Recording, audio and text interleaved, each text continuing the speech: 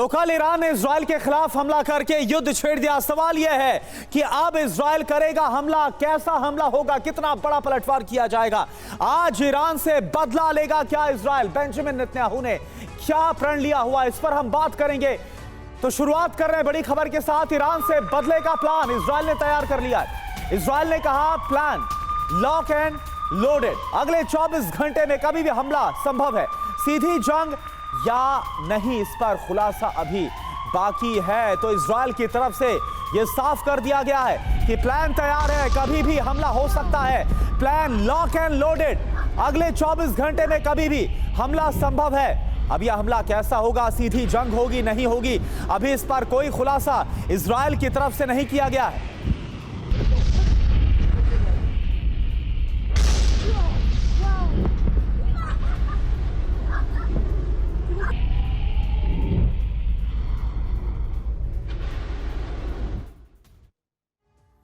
और एक और बड़ी खबर इस युद्ध को लेकर इजराइल की ब्रिटेन फ्रांस से अपील। IRGC को आतंकी संगठन घोषित करने की मांग की गई।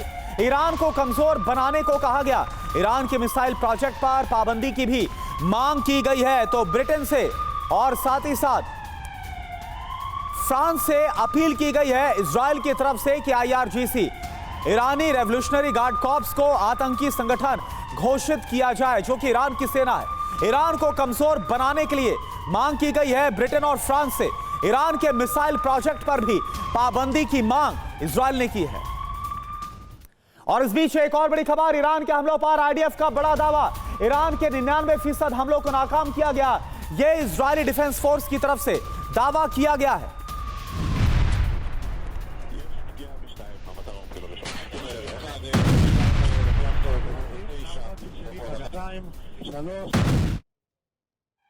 तो इजराइल पर ईरान के हमलों के बाद विश्व युद्ध छिड़ने की आशंका बढ़ गई है। ईरान ने इजराइल पर 331 ड्रोन और मिसाइल हमले किए। इन हमलों का टारगेट इजराइल के एयरबेस और परमाणु संयंत्र थे। ईरान के हमलों के बाद तेल अवीव से वॉशिंगटन तक तनाव फैल गया है। 14 अप्रैल से 14 मई के बीच 30 दिन में बहुत बड़े युद्ध की आशंका मंडरा रही है, जिसका ट्रिगर किसी भी घंटे दब सकता है। ये ईरान के हमलों का वही खाता है जिसने धरती को परमाणु खतरे के मुहाने पर लाकर खड़ा कर दिया है।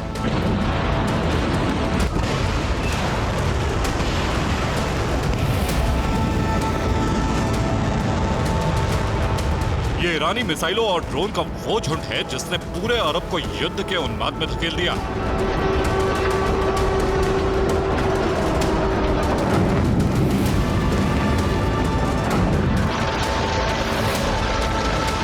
ईरान की मिसाइलें और ड्रोन जैसे ही इजरायली आकाश पर पहुंचे, पूरे इजराइल में हाहाकार मच गया।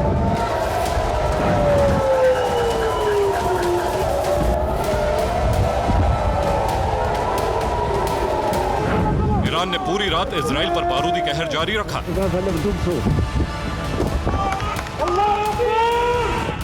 और इजराइल में सायरन गूंजते रहे।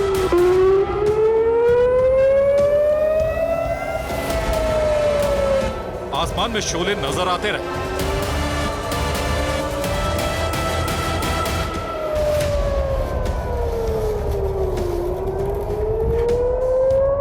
जिन हमलों की आशंका सुपर प्राइम टाइम में 9 अप्रैल से जताई जा रही थी, वो हमले 13-14 अप्रैल की दरमियानी रात शुरू हो गए।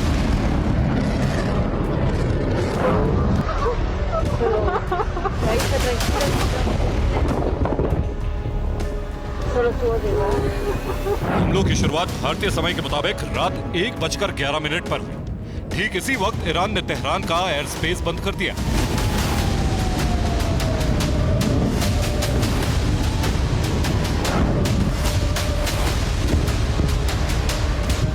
रात 1:15 पर ईरान ने इजराइल पर हमले शुरू कर दिए। इस ऑपरेशन को नाम दिया गया ऑपरेशन ट्रू प्रॉमिस।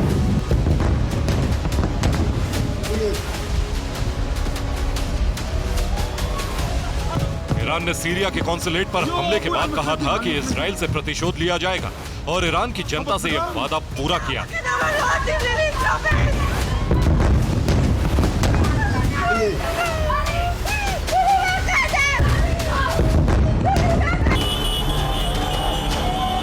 इसराइल पर हमलों की जानकारी सार्वजनिक होते ही तेहरान में जश्न मनाया जाने लगा।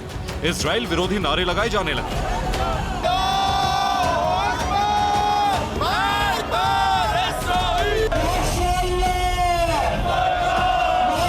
1:15 पर हमलों की शुरुआत हुई और ठीक 7 मिनट बाद ईरान के ड्रोन और मिसाइलें ईरान के एयर स्पेस में देखे।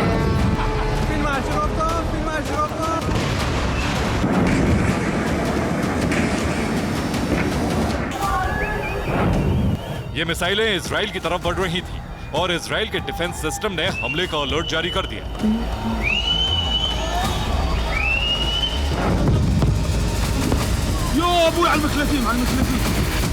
يا الله هي الصواريخ هيهم इजराइल के नेशनल टेलीविजन पर ऐलान कर दिया गया कि देश पर ईरान के हमले शुरू हो चुके हैं। دون أن نسمع أيضا صافرات الإنذار يبدو زين بأن الاعتراضات الجوية تتم حقيقة। इसके बाद ईरान के ड्रोन और मिसाइलों के झुंड इजरायली एयर स्पेस में पहुंचने लगे और अफरा तफरी मच गई।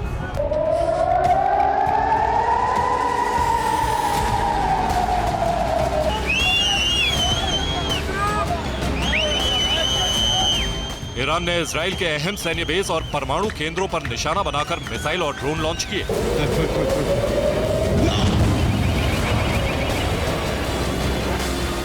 नेगेव रेगिस्तान में इजराइल के डिमोना एटमी संयंत्र को टारगेट बनाया गया। इसके साथ साथ नेवतम एयरबेस पर भी ईरान की एक मिसाइल गिरी। इसी एयरबेस से इजराइल के फाइटर जेट गाजा पर बमबारी करने के लिए उड़ान भरते हैं। इसके अलावा इजराइल के रामोना एयरबेस पर भी मिसाइल हमले किए। सीरिया से छीने गए गोलन हाइट्स में इजराइल के इकलौते गांव में भी एक रॉकेट गिरा।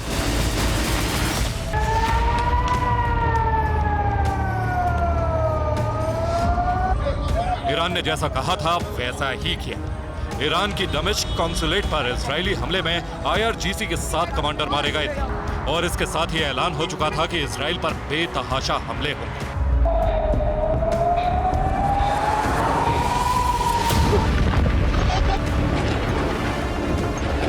ईरान ने पहली बार अपनी धरती से इजराइल पर सीधे हमले किए।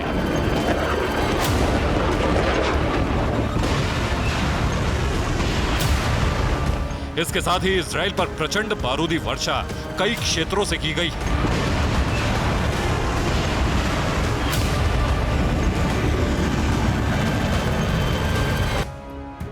इजराइल पर ईरान की धरती से कुर्दिस्तान से पहला हमला किया गया। यहां से कैमिकाजी ड्रोन लॉन्च किए गए। इसके बाद करमनशाह शहर से क्रूज मिसाइलें और बैलिस्टिक मिसाइलें फायर की गई। ईरान के समर्थन से इराक में चलने वाले इस्लामिक रेजिस्टेंस संगठन ने भी इजराइल पर ड्रोन हमले शुरू कर दिए। लेबनान से हिजबुल्लाह की रॉकेट फोर्सेस ने भी इजराइल पर मिसाइल हमले शुरू कर दिए। यमन में चलने वाले शिया मिलिशिया संगठन हूती ने भी इजराइल के एलाट शहर पर मिसाइलें फायर कर दी। इन सब के साथ साथ सीरिया में चलने वाले इस्लामिक रेजिस्टेंस गुट ने भी इजराइल पर ड्रोन हमले किए हैं।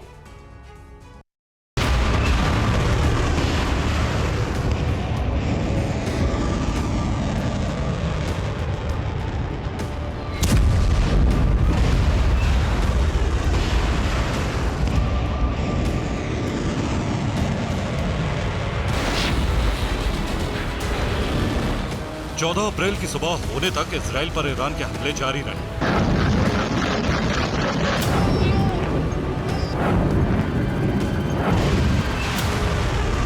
हमलों के बाद ईरान ने कहा कि ऑपरेशन ट्रू प्रॉमिस पूरा हुआ, लेकिन पलटवार हुए तो अकल्पनीय हमले के लिए भी ईरान तैयार है।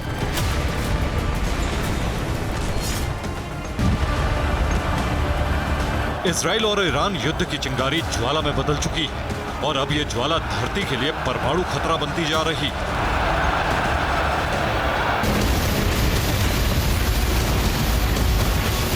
इसकी वजह है ईरान की 14 नंबर वाली रणनीति।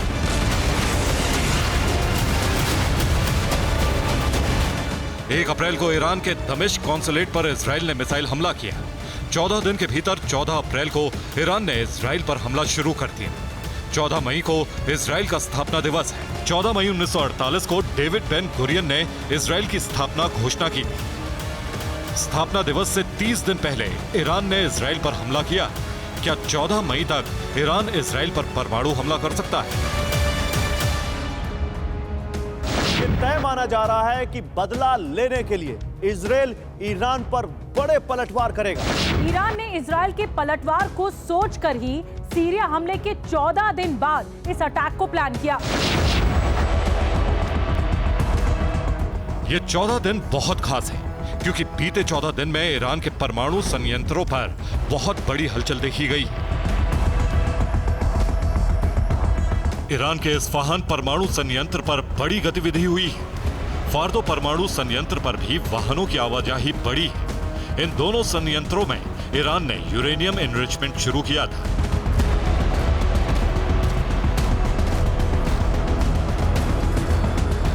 माना जा रहा है कि ईरान ने सोची समझी रणनीति के तहत 14 दिन का इंतजार किया। ईरान जानता था कि पलटवार होंगे और उसे रोकने के लिए न्यूक्लियर डिटरेंस यानी परमाणु शक्ति का डर जरूरी है।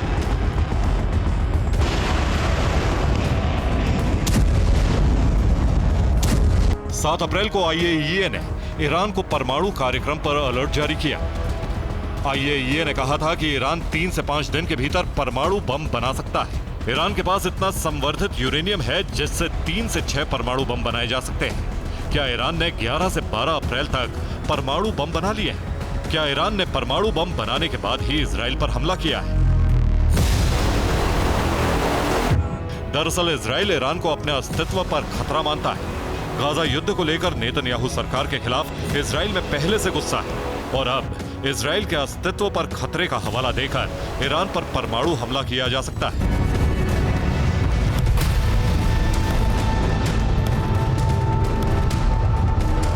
इजराइल ईरान के एटमी संयंत्रों पर पलटवार कर सकता है। ईरान के परमाणु संयंत्रों पर हमले का मतलब एटमी हमला ही होगा।